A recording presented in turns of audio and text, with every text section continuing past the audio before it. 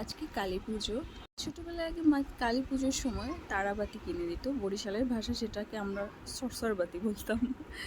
মা ওই দিন ছুটি পেত। তো ছুটির দিনে সে সব কিছু পরিষ্কার পরিচ্ছন্ন করে বিকেলবেলা হলে মুড়ির মোয়া, খইয়ের মোয়া, নাড়ু বিভিন্ন প্রকারের খাবার সে বানাতো। আর কি মনে শান্তি লাগতো যে কখন খাবো, মা করবে। তারপর রাতের বেলা আবার কালী পুজো দেখতে যাব মায়ের হাত ধরে, সেখানে যে একটু গান গাইতাম, নাচতাম, মানে অন্যরকম মজা ছিল। আজকে আমি সেই মায়ের সমাধি মন্দিরে যাচ্ছি আমার ছোট্ট স্বর্গমণিকে সাথে নিয়ে। ওর খুব জ্বর, তোকে তারপর নিয়ে যাচ্ছি, ঢেকে ঢুকে নিয়ে যাচ্ছিলাম। বেচারির খুব জ্বর, খুব কষ্ট পাচ্ছিল, মা মা করছিল। খুব ইচ্ছে ছিল ওর দিদার মন্দিরে একটা মোমবাতি দিক। আমার শাশুড়ি মা আগেই চলে গেছে, তার সাথেও যেতে পারতাম। সে আমার দাদা শ্বশুর, দাদা শাশুড়ি, মানে ঠাকুমা শাশুড়ি, তার সমাধি মন্দিরে গেছে। এর আগে তাদের সাথে আমি যেতাম। বছর তেমনটাই ছিল যে সবাই মিলে যাব। আসলে বাচ্চাদের শরীরটা খারাপ হয়ে যাওয়াতে না সব কিছু মানে প্ল্যানটা পাল্টে গেছে, যে যে যার মতন গেছি আর কি। বাবাও যেতে পারেনি, মানে স্বর্গমণির পাপাও যেতে পারেনি, সে ঢাকা গেছে আমার বাবাকে নিয়ে। আমাদের মিষ্টি অরিন ও আগেই পৌঁছে গেছে, মার সমাধি মন্দির গিয়ে সাজাচ্ছিল। তারপর আমি অনেক ভিড় ঠেলাঠেলি করে গিয়ে স্বর্গমণিকে নিয়ে পৌঁছাই। ভাই আরও আগেই পৌঁছে গেছিলো, তো ওরা সুন্দর করে সাজিয়ে তুলেছে। তারপর যে আমিও মায়ের সমাধি মন্দিরে মোমবাতি দিয়েছি। মানে মায়ের এখানে গিয়ে না মনে হচ্ছিল যে মা না আমার সাথেই আছে। আমি তাকিয়েছিলাম যে ওই যে হাসিটা, মনে হচ্ছে কি এটাই মা, মা দাঁড়িয়ে আছে আমার দিকে। মানে কীরকম জানি কষ্টটা পাচ্ছিলাম, কান্না পাচ্ছিল, ভীষণ হাউমাউ করে কাঁদছিলাম, চিৎকার করে করে, মানে ভীষণ।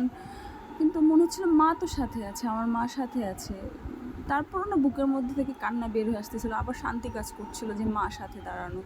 একটা শূন্যতা জিনিসটা কালকে না আমি টের পাইনি, মনে হচ্ছিলো যে মাও সাথে আসছে, মাও এই শ্মশানেই আছে, মানে আমরা সবাই মিলে এখানে আছি এরকম আর কি।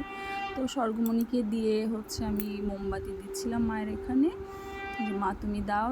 ওর দিদা ওকে খুব ভালোবাসতো, মানে ওর দিদা বলতো আমার বেঁচে থাকার কারণই এখন স্বর্গমণি, এটাই সবসময় বলতো আমাকে, যে আমার বেঁচে থাকার কারণ হচ্ছে আমার স্বর্গ দাদু, আমি এর জন্যই বেঁচে থাকবো। দাদু বড় হবে, দেখবো, আমাকে ডাকবে। কিন্তু মা কিছুই দেখে যেতে পারেনি।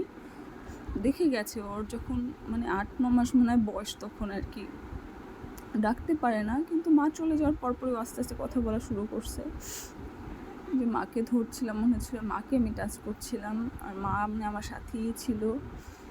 স্বর্গমণির শরীরটা ভীষণ খারাপ, ও যে মানে এছাড়াও খুব ভীষণ চঞ্চল, কোনো কথা বলছিল, বারবারই বলছিল মা বাসায় যাব, বাসায় যাব। বাসায় যাওয়ার জন্য অস্থির হয়ে গেছিলো। সবাই আমার মায়ের জন্য আশীর্বাদ করবেন, সে যেন স্বর্গে ভালো থাকে। ও আজকে তো আমাদের মানে কি বলে শুভ দীপাবলি, তো বাসায় প্রদীপ লাগাচ্ছে সবাই, আমিও লাগিয়েছি। স্বর্গমণি ঘুমোচ্ছে, ওর যেহেতু জ্বর, ওকে নিয়ে আমি রুমেই আছি। আমি প্রদীপ লাগিয়ে ওর রুমে চলে আসছি, শাশুড়ি মা সবাই মিলে প্রদীপ লাগাচ্ছে, পুজো দিচ্ছে। আমি যে রুম থেকে বের হবো ওটাও পারছি না। আমি এটা রুমে একা, তো উঠে গেলে আমাকে না দেখলে ভয় পাবে, তো ওর কাছে বসে আছি। আজকে এই পর্যন্ত, সবাই ভালো থাকো। আবার অন্যদিন ছোট্ট একটা ব্লগ নিয়ে হাজির হব। সবাই ভালোবাসা দিও, সাপোর্ট দিও।